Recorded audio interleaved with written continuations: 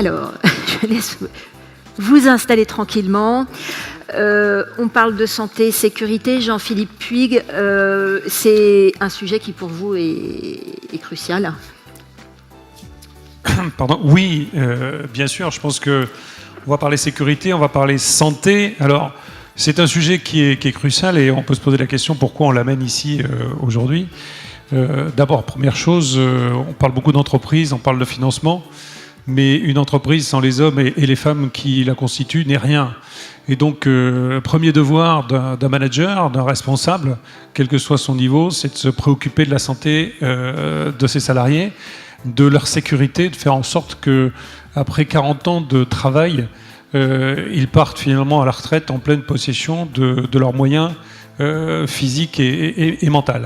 Et ce que je voulais dire là, et ça va faire le pont avec Sophie Protéol et ses activités de financement, je n'ai pas trouvé d'entreprise qui avait d'excellents résultats sécurité et qui n'avait pas d'excellents résultats économiques. Donc en quelque sorte, les indicateurs, on peut prendre santé, sécurité, je dirais sécurité par simplification, sont des indicateurs avancés économiques de l'entreprise.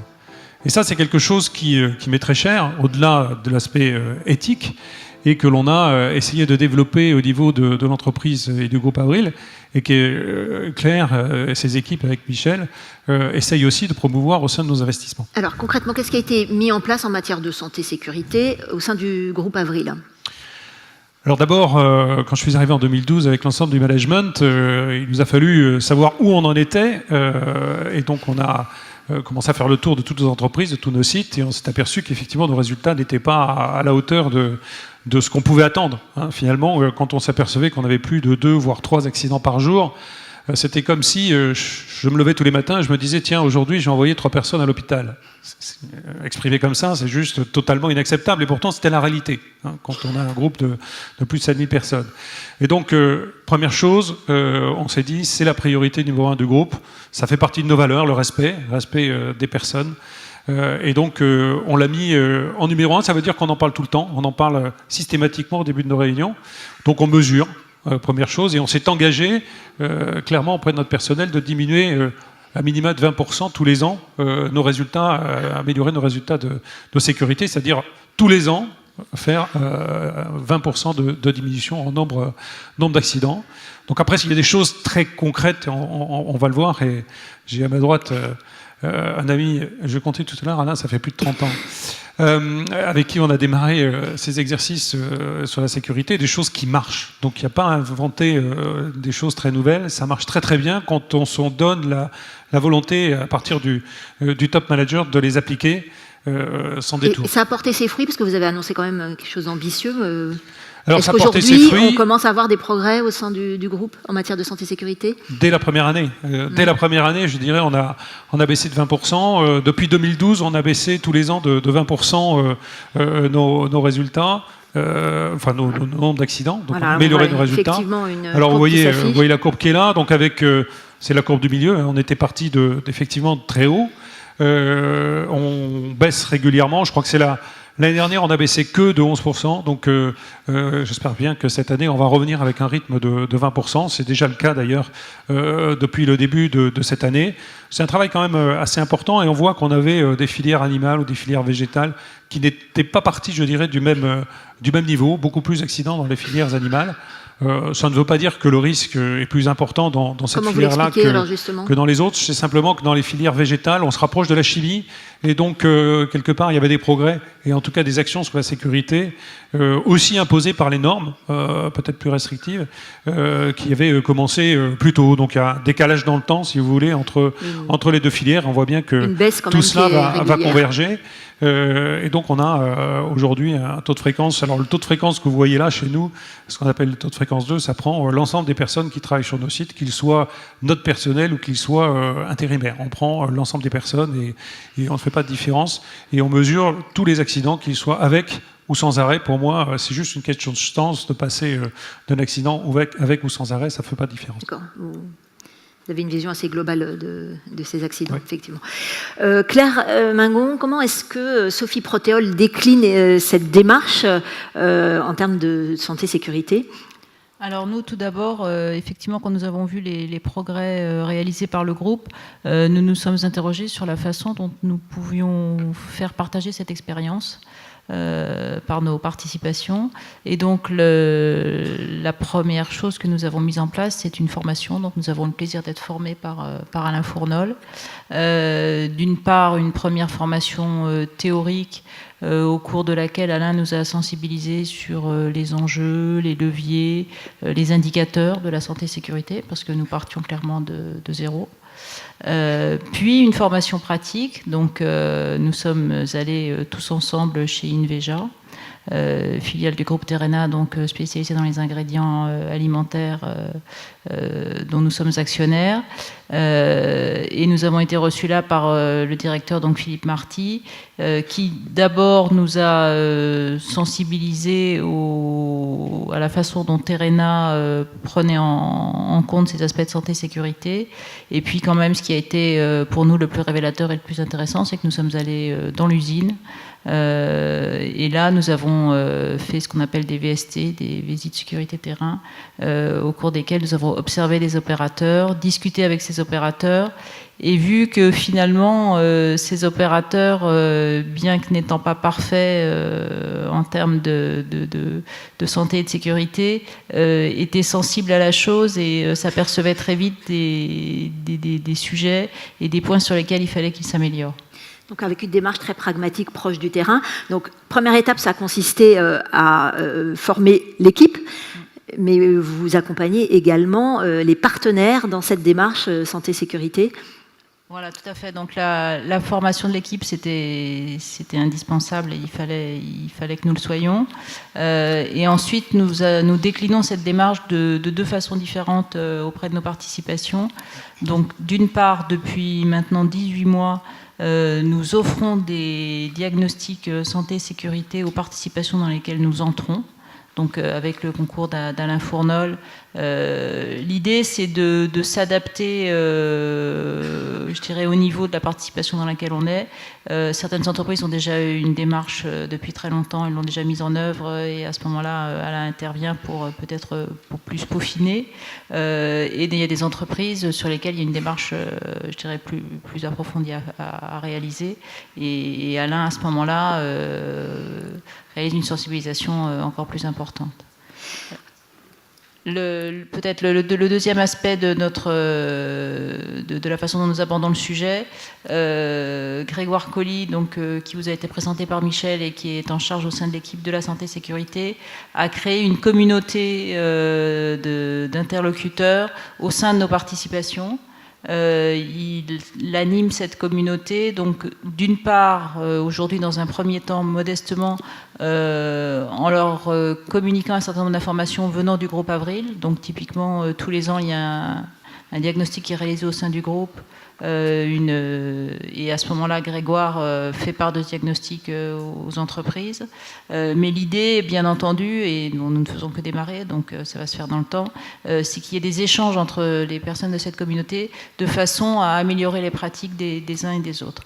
Et enfin, peut-être par ailleurs, nous souhaitons qu'en 2018, ce sujet soit abordé dans tous les conseils et les comités stratégiques auxquels nous participons, comme c'est le cas dans le cadre du groupe Avril.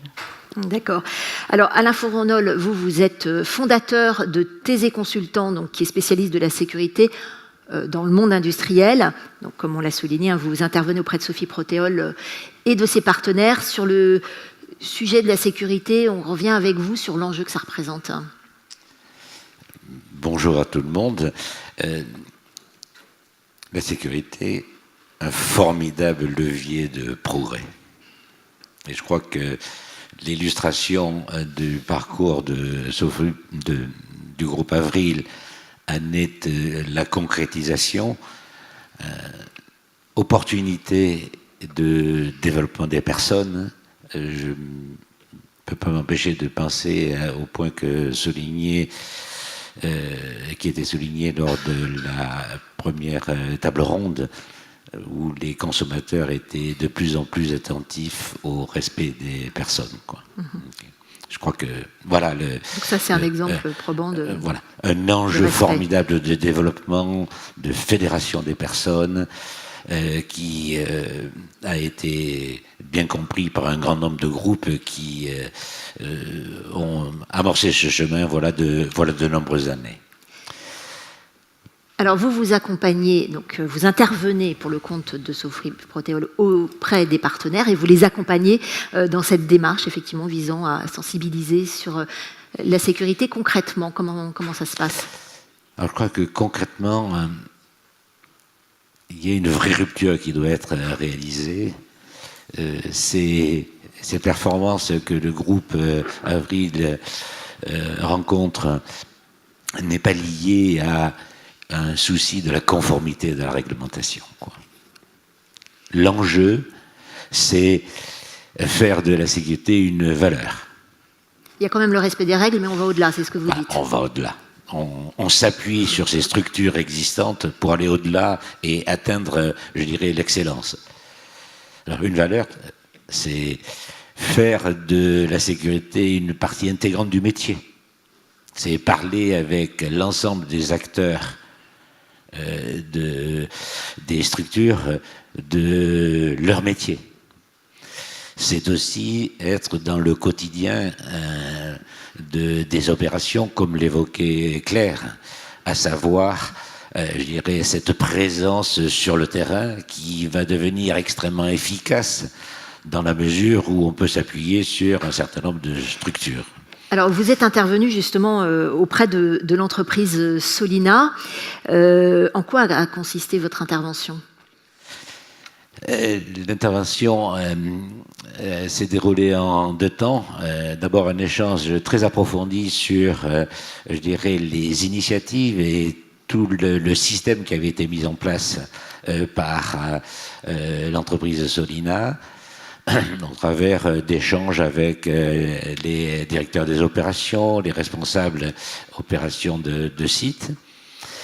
Et le deuxième volet a consisté à chercher, à partir de ces fondations extrêmement solides, quelles initiatives au quotidien, fondées sur leur métier, intégrant les personnes, pouvaient être prise en compte et peut-être mieux approfondie par l'entreprise. Ça veut dire aller sur le terrain, aller visiter les installations, c'est quelque chose de très pragmatique. Voilà, on parlait de la volonté d'internationalisation du groupe. Alors je vais le faire ici, hein, je vais employer 4 mots.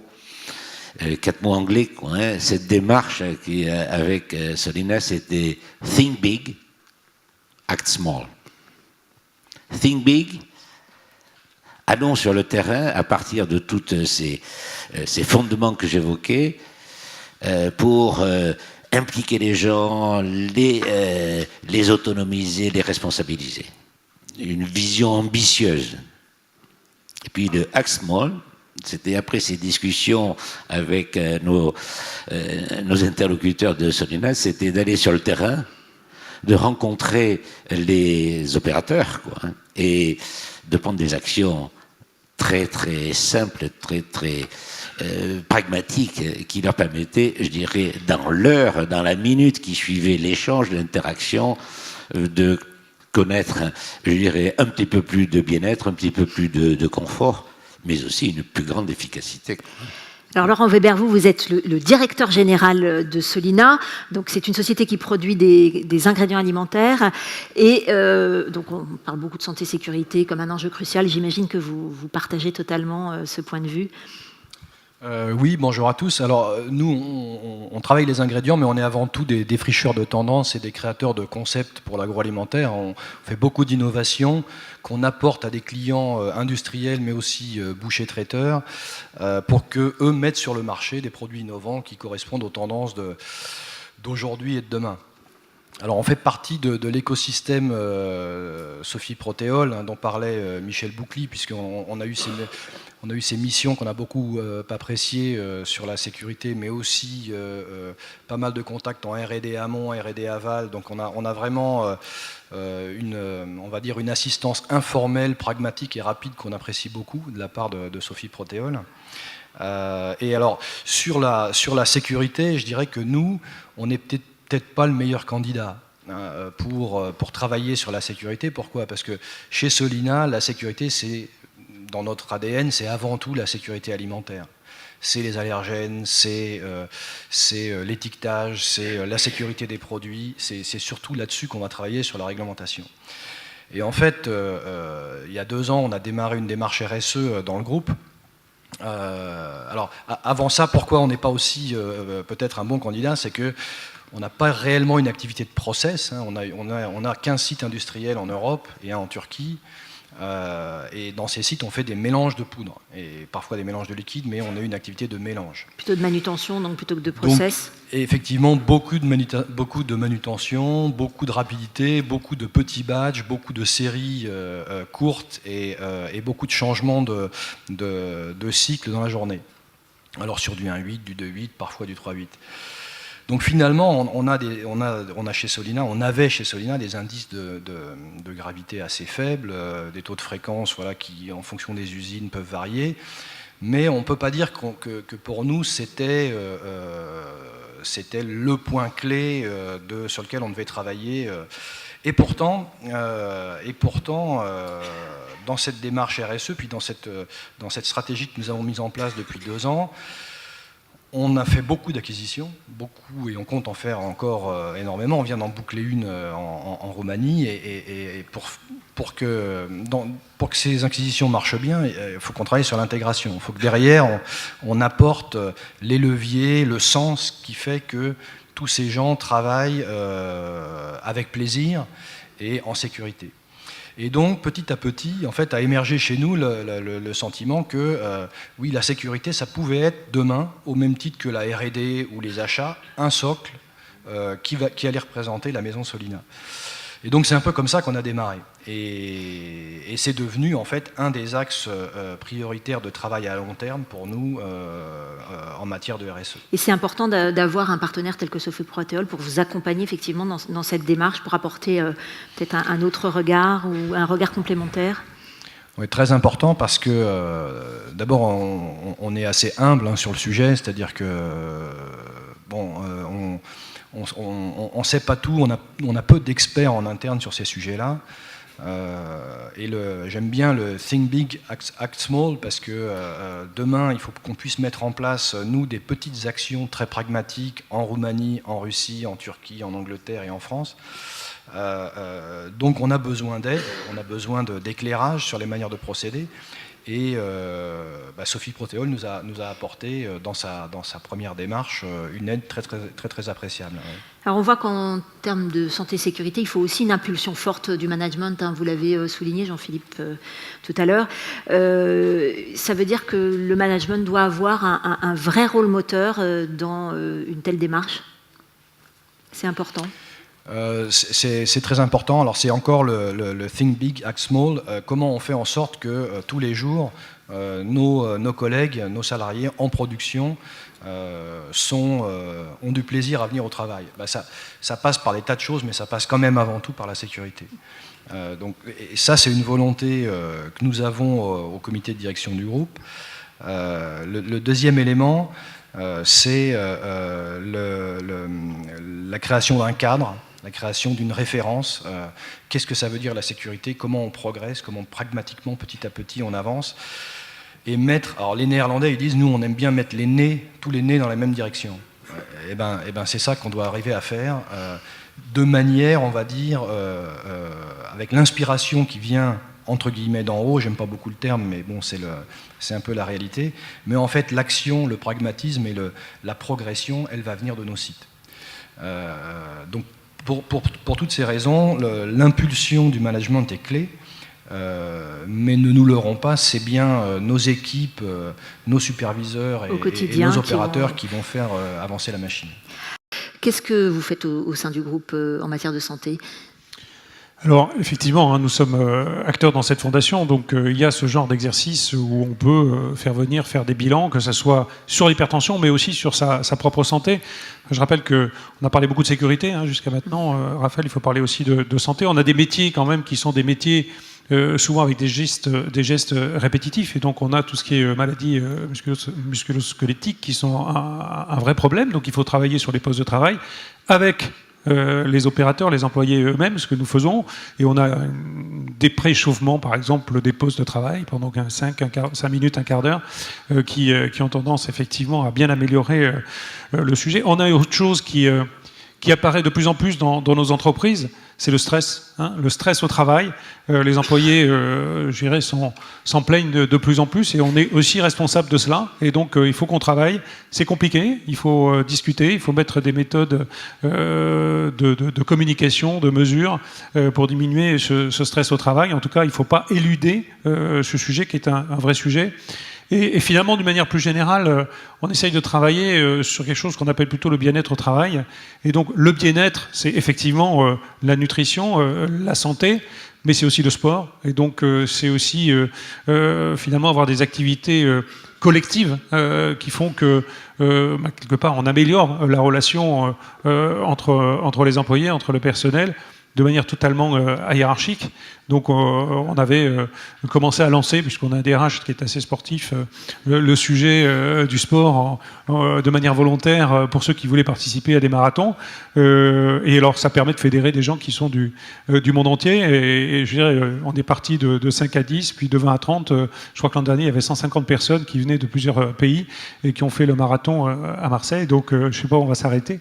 Mais ça n'a pas d'importance. Mais pas que le sport. Au siège social, on a une chorale, on a du chassut, on a des choses comme ça pendant 1 heure, juste relaxation, être bien ensemble, faire autre chose ensemble.